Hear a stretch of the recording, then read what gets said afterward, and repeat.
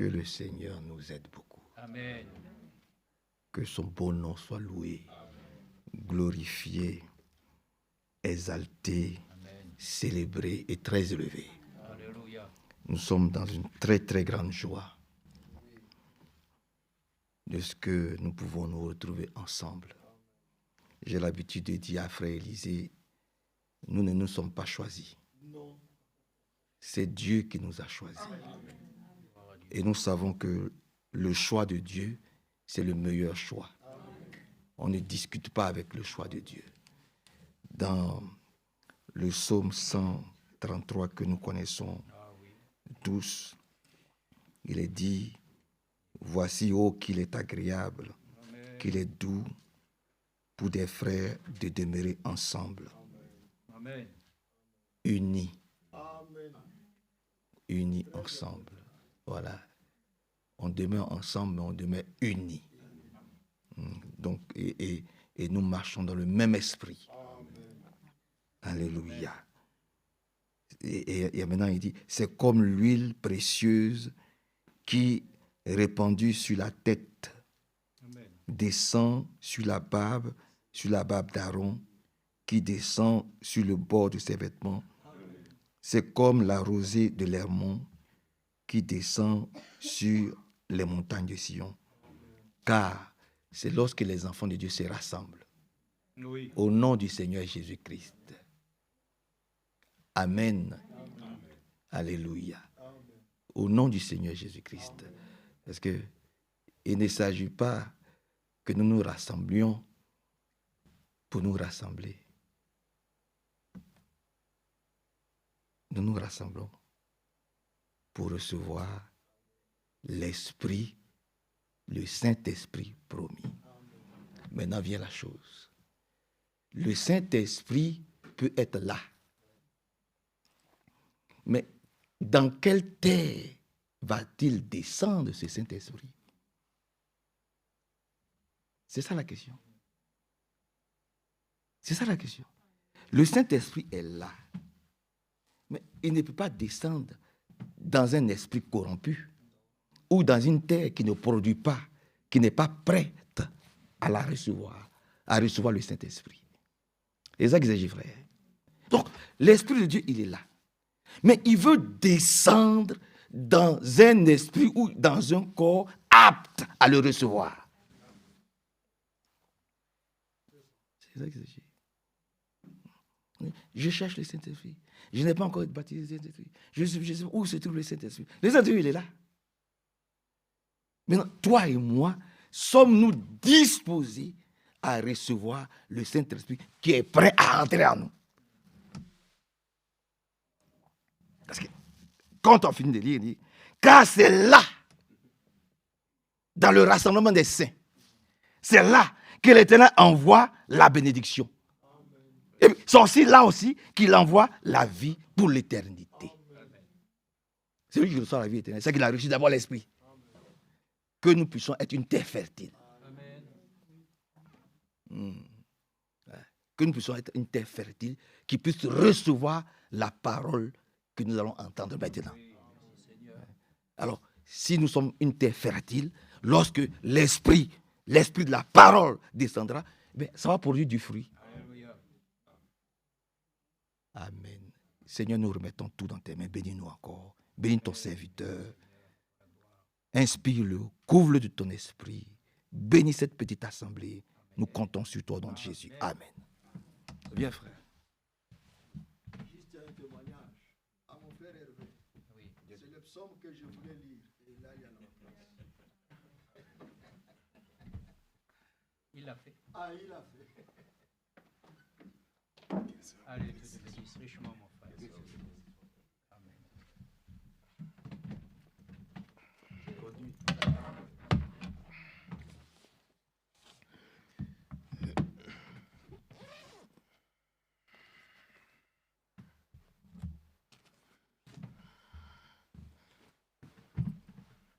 Que les Seigneurs vous bénissent. Je vous salue tous ce soir au nom de Jésus-Christ. Moi, c'est votre frère Charles Kayembe. Je suis aussi serviteur de Dieu dans une assemblée appelée Emuna Christian Tabernacle. Quand vous voyez sur YouTube, Emuna Christian Tabernacle, c'est là où je sers le Seigneur. Là, nous sommes au centre du Bénin. C'est à plus de 350 km de Cotonou. C'est là où nous servons les Seigneurs. Alors, avant de lire la parole de Dieu qui nous a réunis en ces lieux, il y a quand même des salutations de vos frères et sœurs qui sont dans la même foi, qui vous ont salué au nom du Seigneur Jésus-Christ. Et d'abord les frères de Emuna Christian Tabernacle, les frères de l'église de Toyoyome, là nous sommes au sud du Bénin, tous les anciens, le frère Pascal, le frère Antoine, le frère Jean. Et en quittant le Bénin, je fais un transit en Afrique du Sud dans l'église de Pretoria, où il y a le frère Laurent Mbie qui vous a salué avec tout son conseil de l'église et toute l'église au nom de Jésus-Christ. Et après avoir prêché à Pretoria, je suis allé au Congo, dans le Grand Katanga. Je prêchais à Lubumbashi, dans l'assemblée de Luano, l'assemblée de Kamasaka, l'assemblée de Mulunguishi, l'assemblée de Kambove, l'assemblée de Kakanda. Tous ces frères que vous ne connaissez pas vous ont salué au nom de Jésus-Christ. Puisqu'ils m'ont dit, partout là où vous passez, transmettez nos salutations. Et il y a même un frère qui m'a contacté ce matin, c'est le frère Joseph Kizabi. Il a demandé que je puisse aussi vous saluer au nom du Seigneur Jésus-Christ.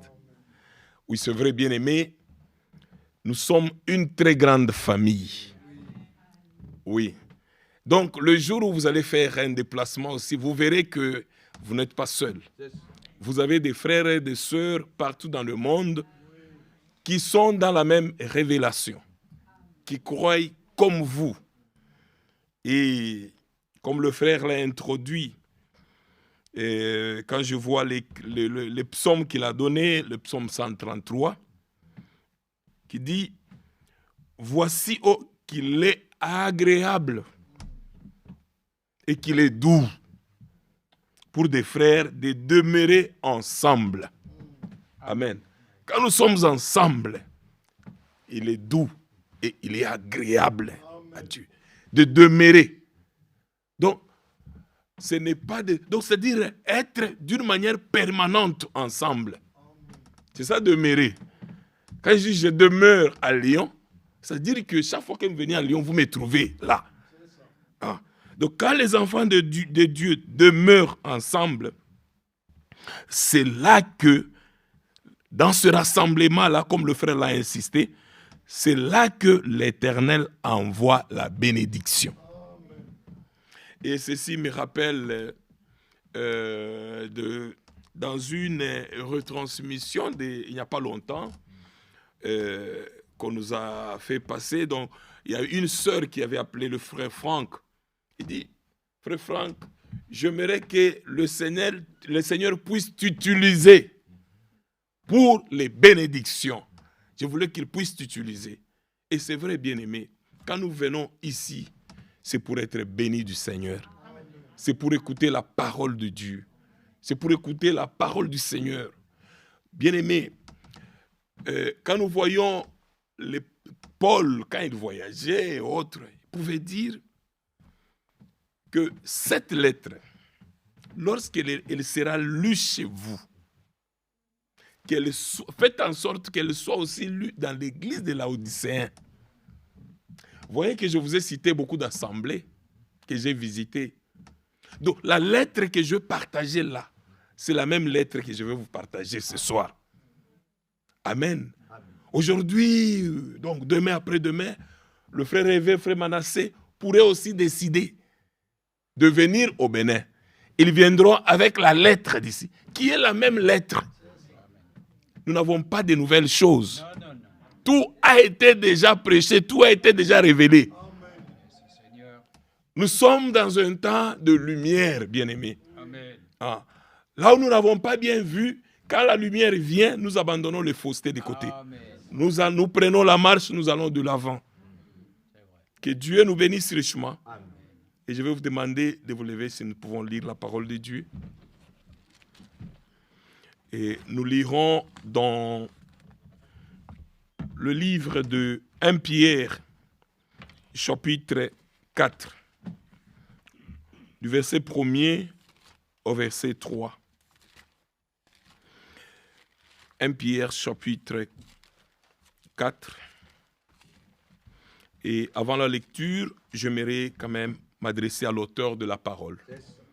Notre Dieu et notre Père, ce soir, nous te disons infiniment merci, puisque tes voies sont insondables. Éternel Dieu Tout-Puissant, tu as dit, tout lieu où fleura la plante de tes pieds, je te le donne. Merci Seigneur pour cette promesse.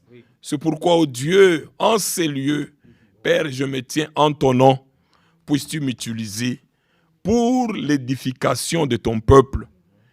Seigneur, qu'il n'y ait rien de moi qui puisse, Seigneur, déranger la proclamation de ta parole. Sois toi-même, ô Dieu, l'interprète de cette parole. Parle à ton peuple, ô Dieu.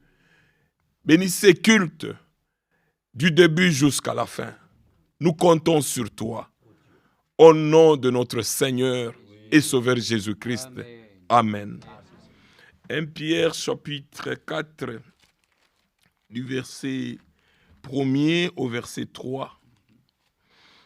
Ainsi donc, Christ ayant souffert dans la chair, vous aussi, armez-vous de la même pensée. Car c'est lui qui a souffert dans la chair en a fini avec le péché. Alléluia.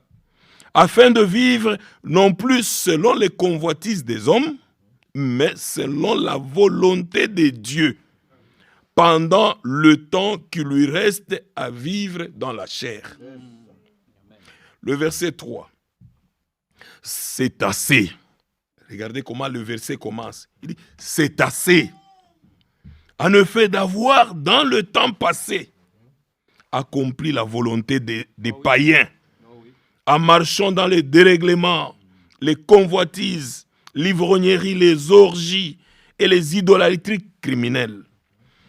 Que le Seigneur ajoute ses bénédictions à la lecture de sa parole. Je vous prie de vous asseoir.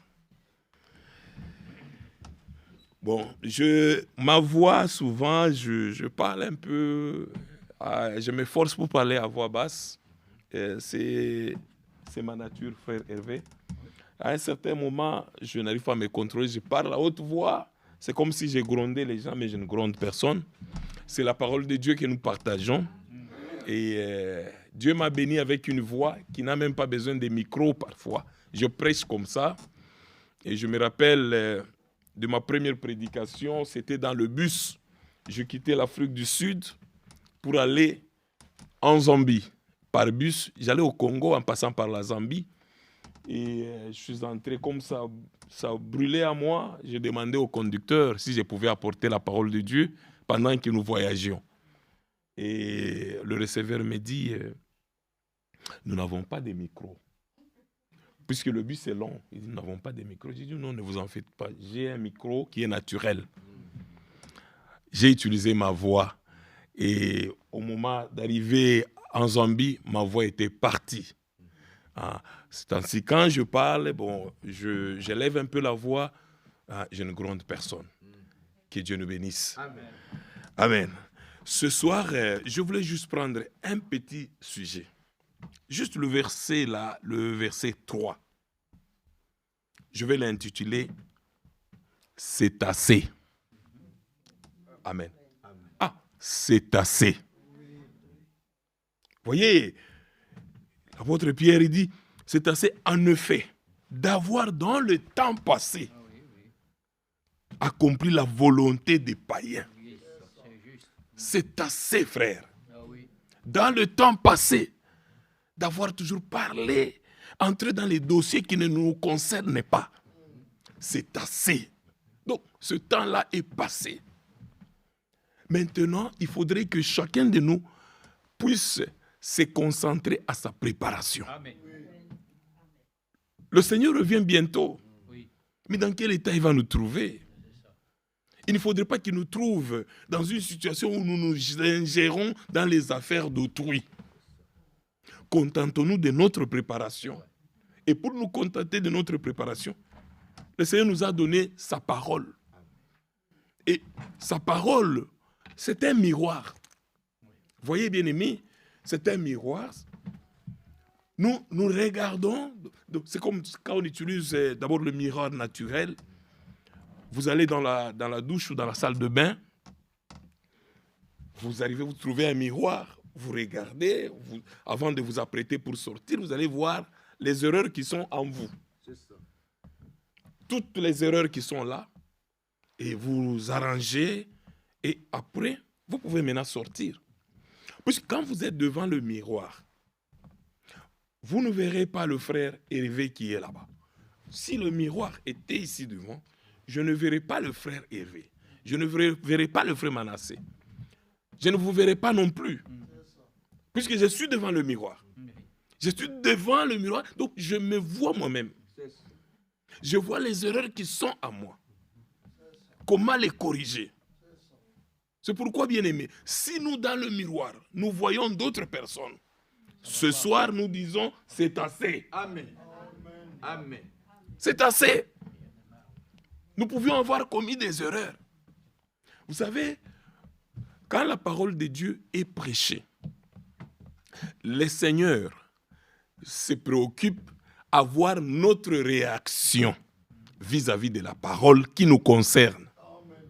Quand la parole est prêchée, la manière dont tu réagis ou la manière dont moi j'ai réagi à cette parole qui me concerne, c'est ce que le Seigneur voit.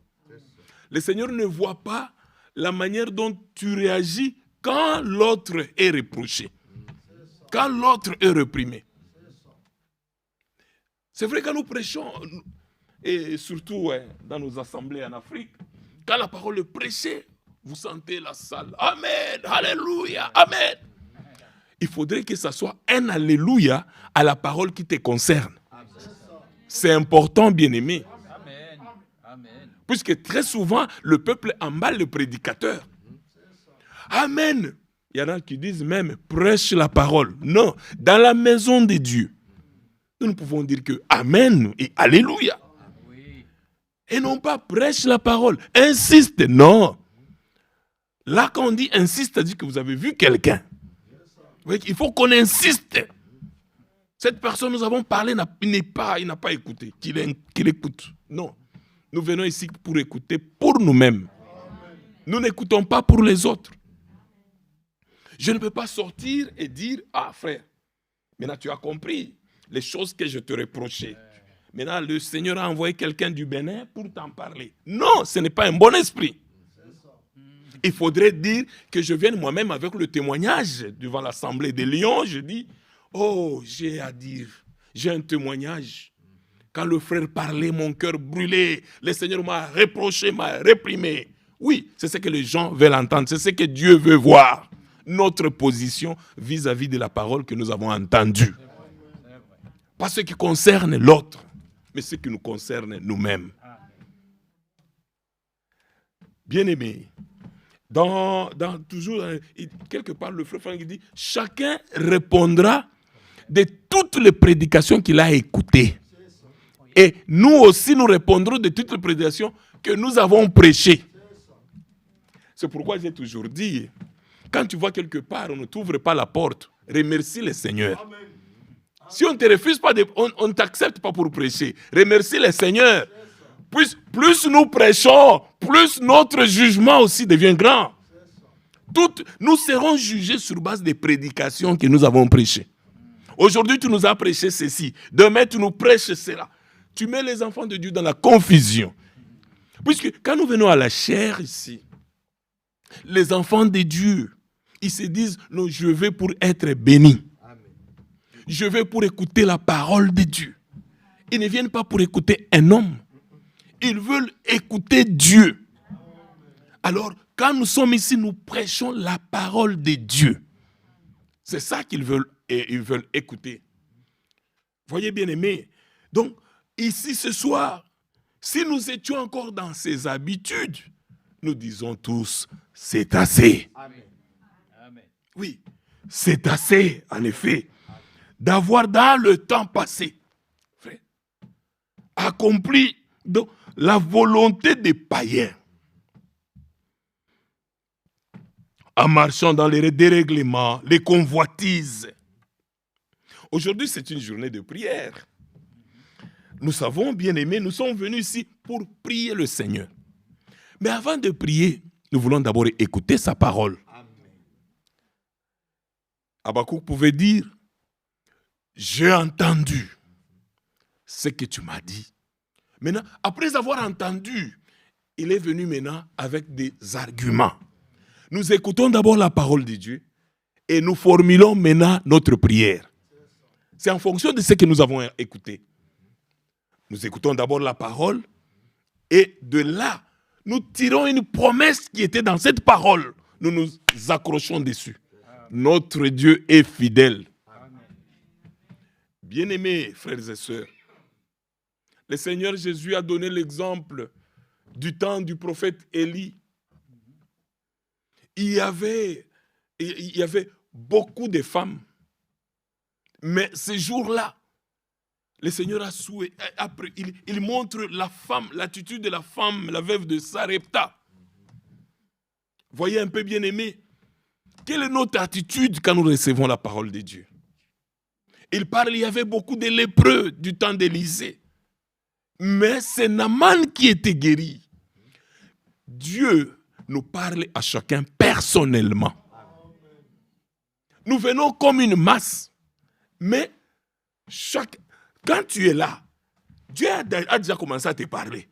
Toi, tu vas croire que c'est comme ça qu'il parle à l'autre. Non, non, non. Dieu parle à chacun personnellement. Il parle à chacun personnellement. Ça dépend aussi de notre disposition. Quand nous sommes disponibles, il nous parle.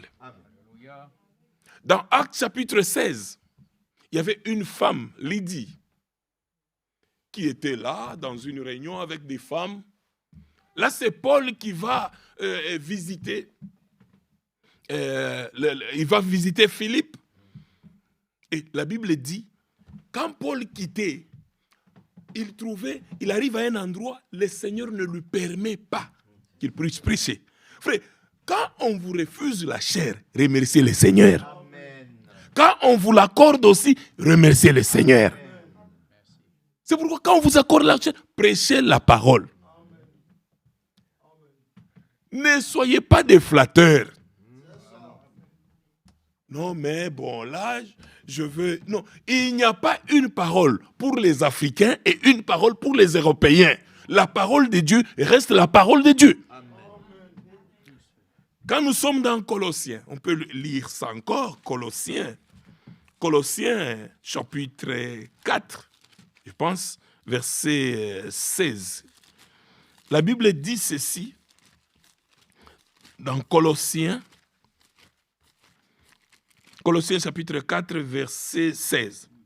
Lorsque cette lettre aura été lue chez vous, faites en sorte qu'elle soit aussi lue dans l'église de Laodicéens.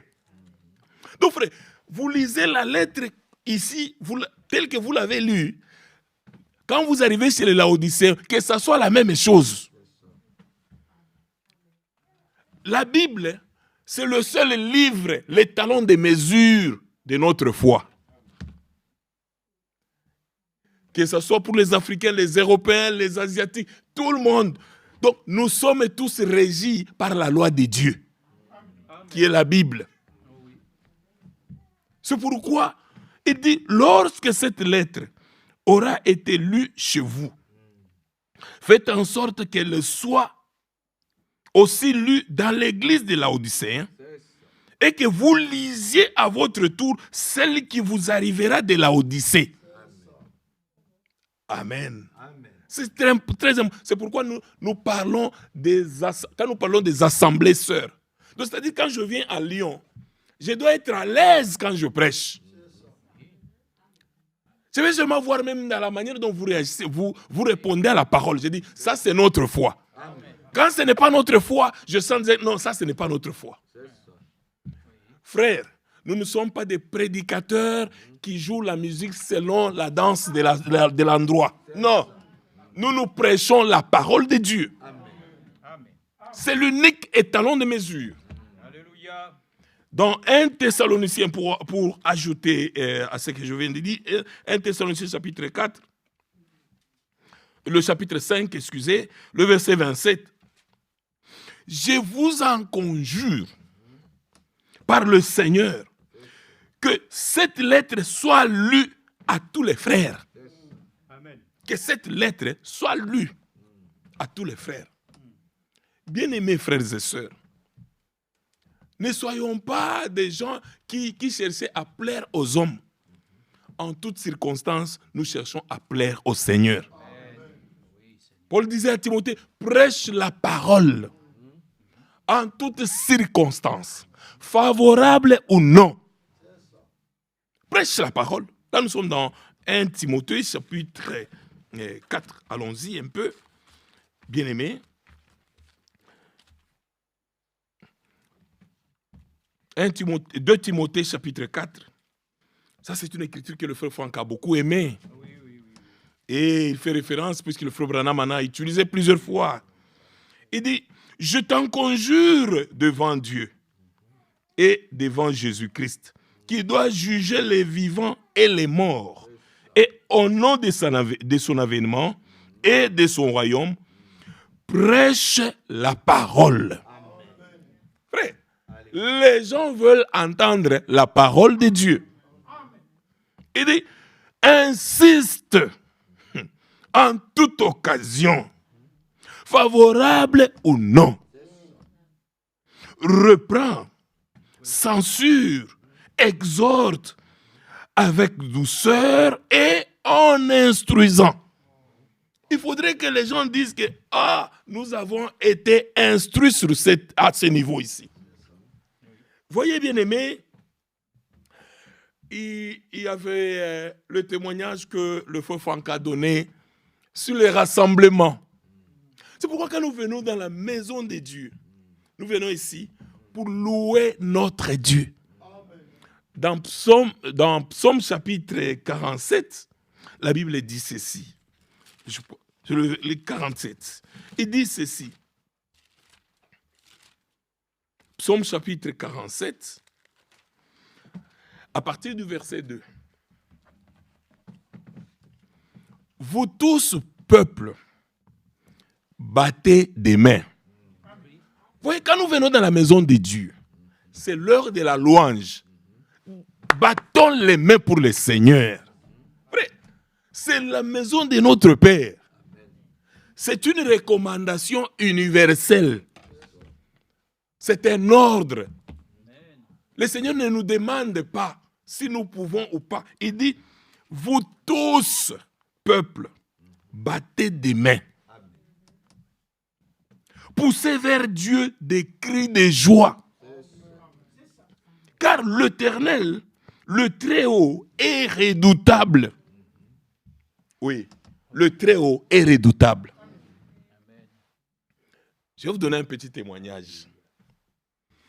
Quand j'ai quitté la Hollande pour venir en Belgique, puisqu'en Hollande, la première semaine, c'était une semaine consacrée au travail. Je suis revenu à la réunion du conseil d'administration de notre société. Et après ça, je me suis dit, non, je vais visiter aussi les frères. Donc, c'est-à-dire, mon travail s'est limité en Hollande.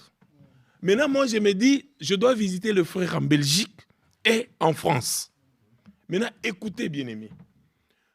Je prends le train avec ma femme. On a pris le train. Ça va nous aider, puisque nous devons prier. Nous avons pris le train, arrivé à Breda. Breda, c'est toujours une ville de la Hollande. C'est là où il y a les connexions. Connexions pour la Belgique. On arrive là, on avait tellement beaucoup de bagages, ainsi de suite. Frère, l'heure du train est arrivée, vous connaissez la gare Breda, c'est une grande gare. Frère, en allant vite, nous avons oublié un sac parmi ceux qu'on avait. Et dans ce sac, il y avait 2 ordinateurs qui sont encore neufs, qui ont toutes les informations de la société. Il y avait donc les cartes bancaires, mon permis de conduire, tous les documents possibles qu'on avait d'identité, en dehors du passeport. Et nous sommes partis. On arrive en Belgique.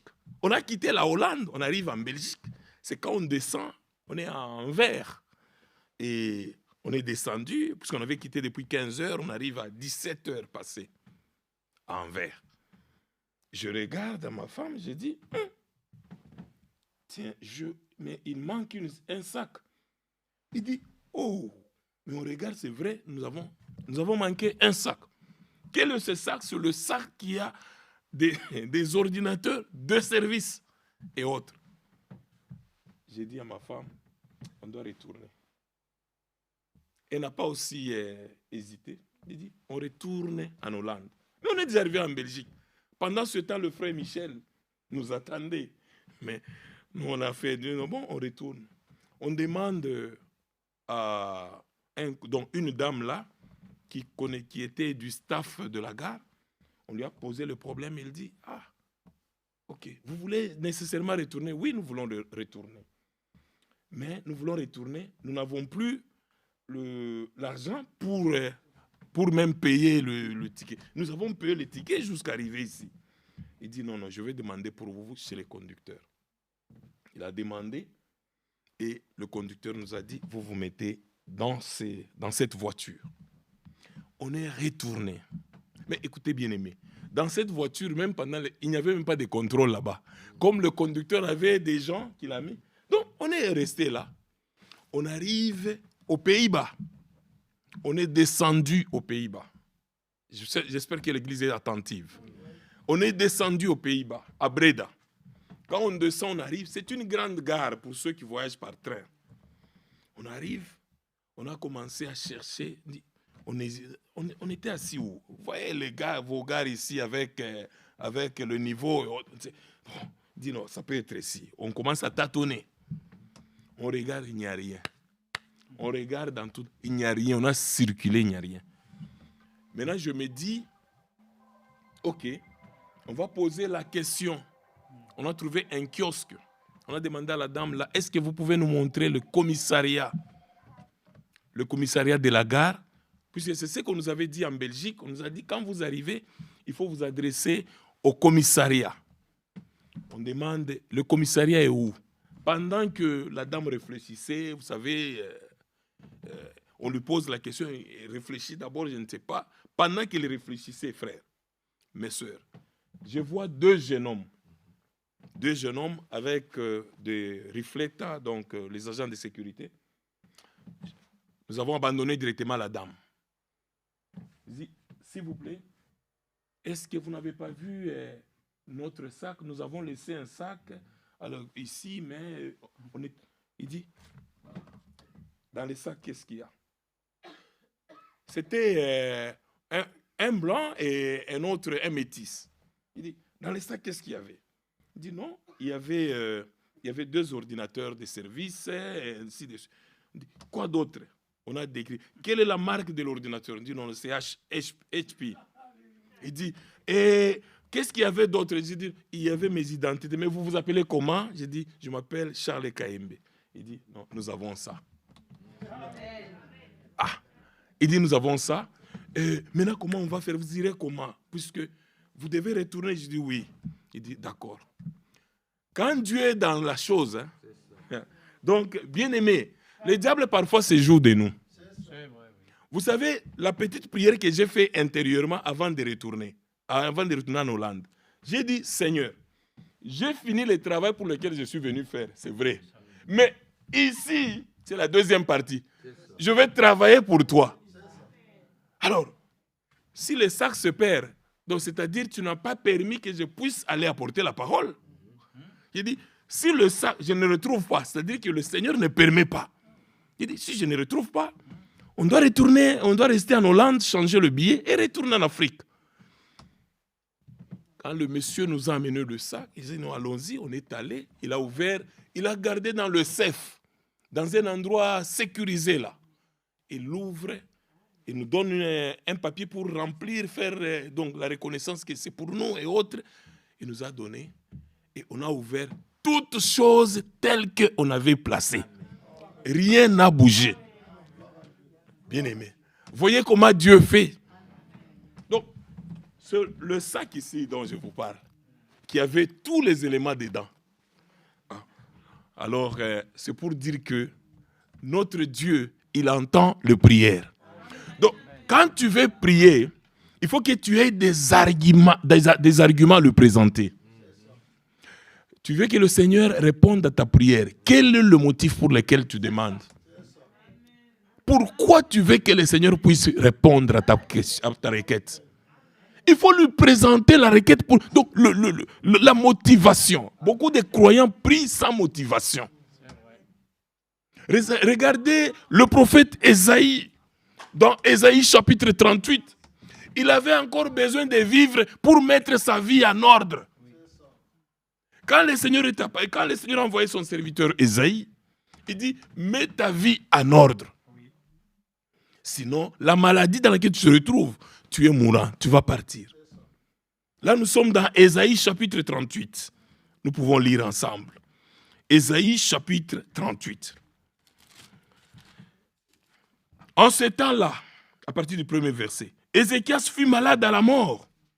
Le prophète Ésaïe, fils d'Amoth, vint auprès de lui et lui dit, « Ainsi parle l'Éternel, donne tes ordres à ta maison, car tu vas mourir et tu ne vivras plus. » Ézéchias tourna son visage contre le mur et fit cette prière à l'Éternel. « Ô Éternel, souviens-toi que j'ai marché devant ta face avec fidélité et intégrité de cœur, et que j'ai fait tout ce qui est bien à tes yeux. » Et Ézéchias répandit d'abondantes larmes. Voyez, il avait des arguments. Les arguments qu'il a présentés au Seigneur, il dit, « Seigneur, souviens-toi de moi. Puisque moi ici, j'ai marché devant toi avec fidélité de cœur. » Est-ce que nous pouvons dire aussi la même chose ce soir? Il dit, Seigneur, souviens-toi de moi. J'ai marché avec fidélité et intégrité de cœur. Voyez, bien aimé, là où il y a les enfants de Dieu, le diable vient aussi toujours. Les enfants de Dieu étaient là pour la prière. Ils étaient là. La Bible dit, Satan aussi vint. Et quand Satan est arrivé, le Seigneur lui pose la question. Satan, d'où viens-tu? Il dit, je viens de me promener sur toute la terre. Il dit, as-tu vu mon serviteur Job? Voyez, ça c'est le témoignage de Dieu.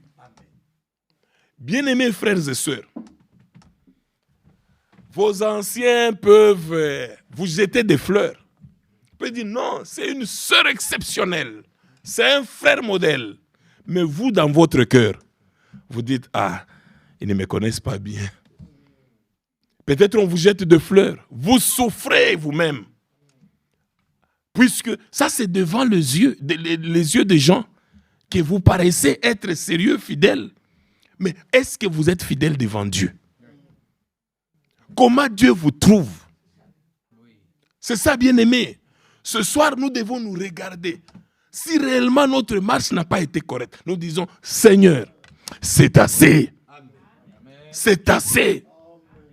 Nous avons besoin qu'il puisse répondre à nos prières. Le Seigneur entend toutes les prières. Et il entend aux prières qui lui sont faites selon sa volonté. Amen. Donc ce soir, il n'y a rien qui soit difficile, bien-aimé. Puis, voyez, quand Ézéchias a pleuré, il a prié.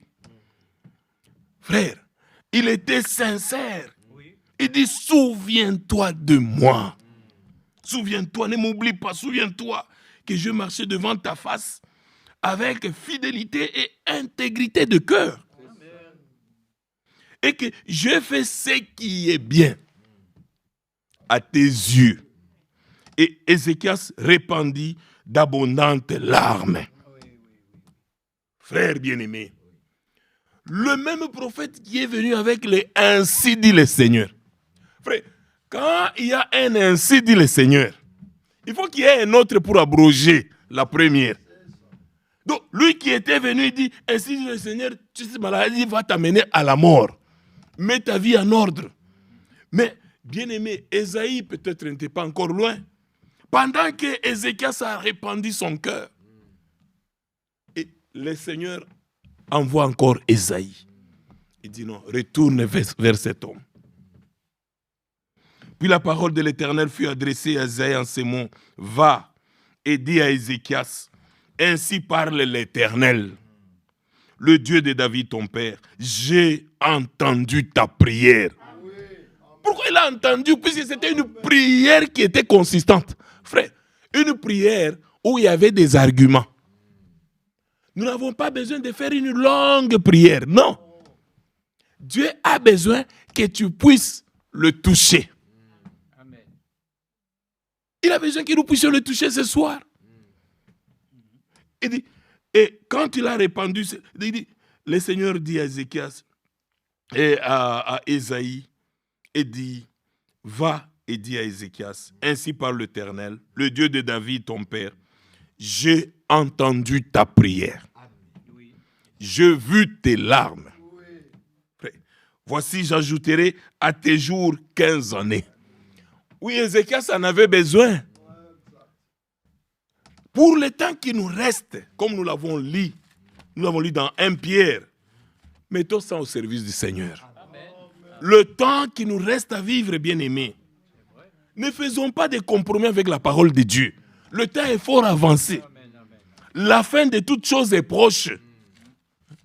Ça, c'est le temps où chacun se regarde soi-même. Nous n'avons pas besoin que quelqu'un vienne nous dire ce que nous avons besoin que Dieu nous parle. Que Dieu se révèle à nous.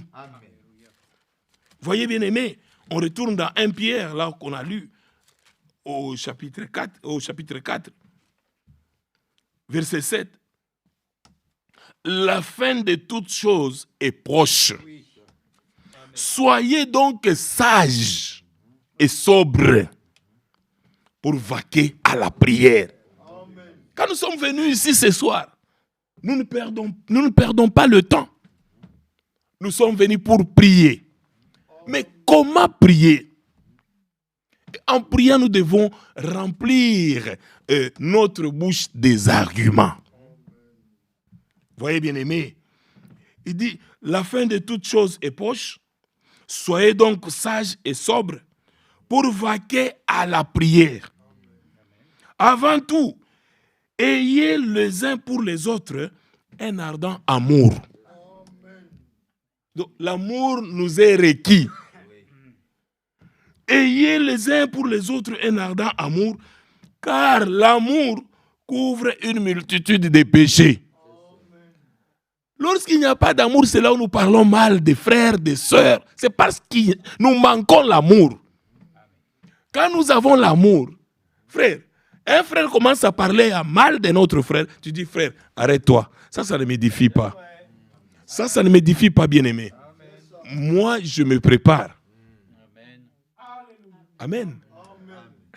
Je partais avec un frère m'envoie une vidéo des serviteurs de Dieu. J'ai dit, frère, ne m'envoie plus jamais ce genre de vidéos.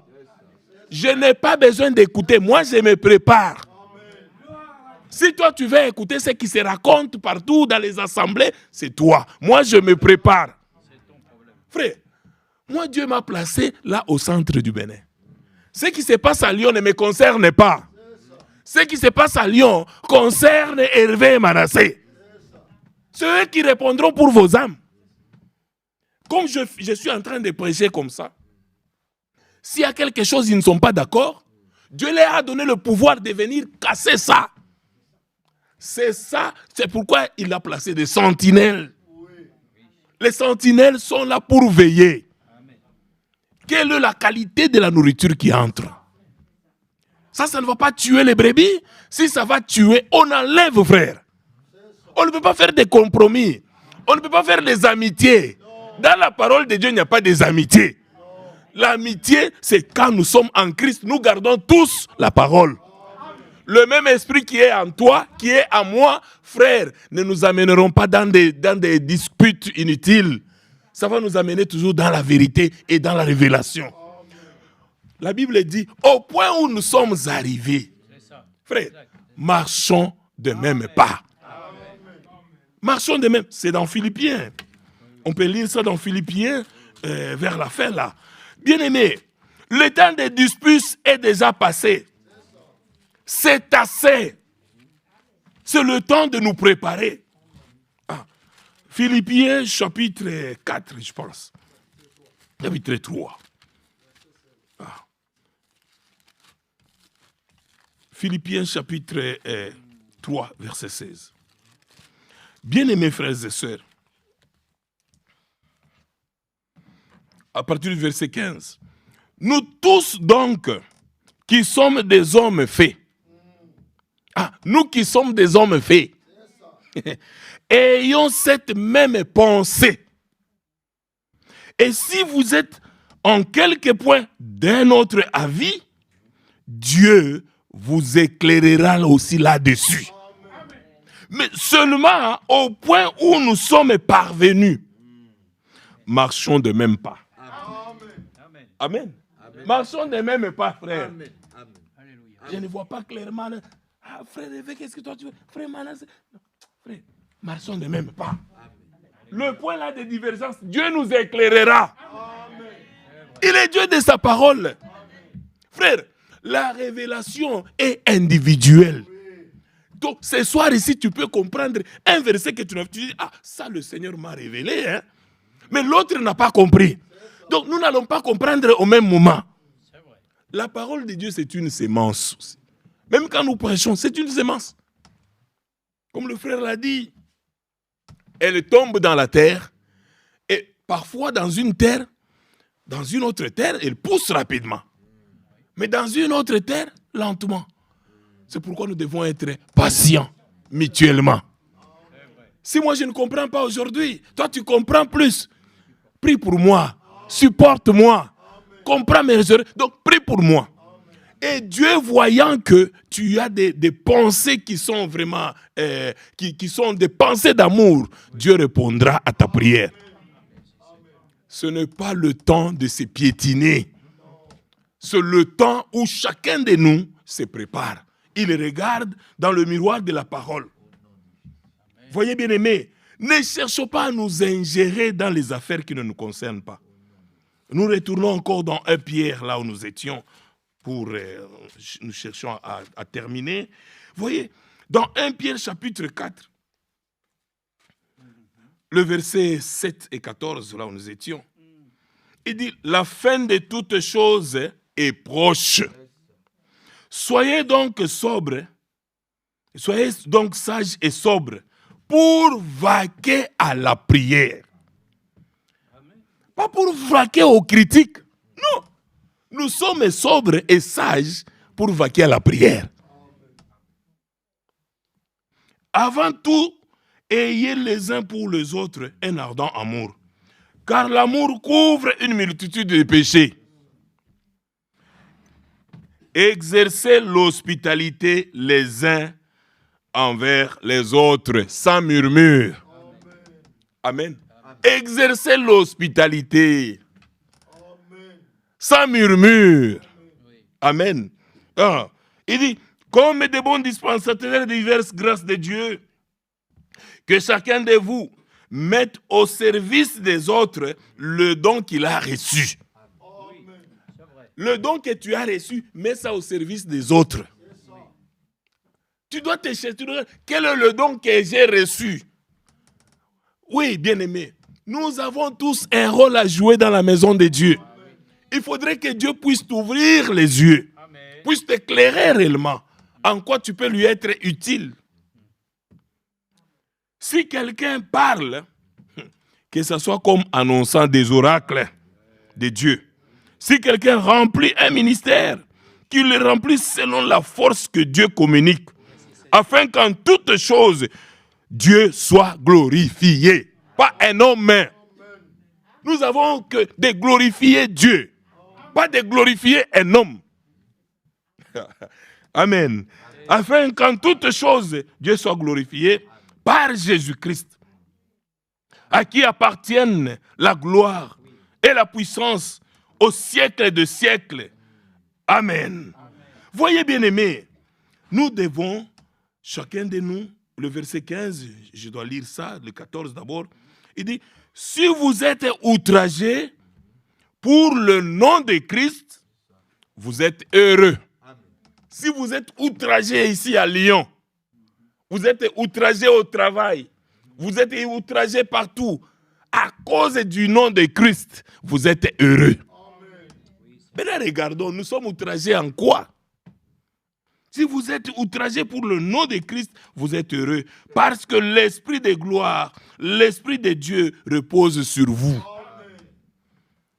Que personne d'entre vous, ça c'est un conseil, que personne d'entre vous, en effet, ne souffre comme meurtrier, ou voleur, ou malfaiteur, ou pour s'être ingéré dans les affaires d'autrui. Contentons-nous de notre préparation. Laissons les autres. Frère, je suis ici à Lyon. Ce qui se passe, je ne sais pas, à l'Assemblée de Marseille ou de Norvège, ne me concerne pas. Je dois me préparer. Oh non, ce qui se passe à Krefeld, concerne les frères de Krefeld. Moi, je me prépare. Nous sommes des assemblées locales. Et chaque assemblée est autonome et indépendante. Bien-aimés frères et sœurs, le modèle que nous avons, c'est le modèle de la Bible. Amen. Regardons dans toutes choses, qu'est-ce que la Bible dit. Que Dieu nous aide, bien-aimés. Et nous devons dire aujourd'hui, c'est assez. Amen. C'est assez, en effet, d'avoir dans le temps passé, voyez, dans le temps passé, accompli la volonté des païens. Voyez, maintenant le verset 2, je reviens un peu là. Nous devons vivre non plus selon les convoitises des hommes, mais selon la volonté de Dieu, pendant le temps qui lui reste à vivre dans la chair. Le petit temps là qui nous reste, vivons selon la volonté de Dieu. Que Dieu vous bénisse.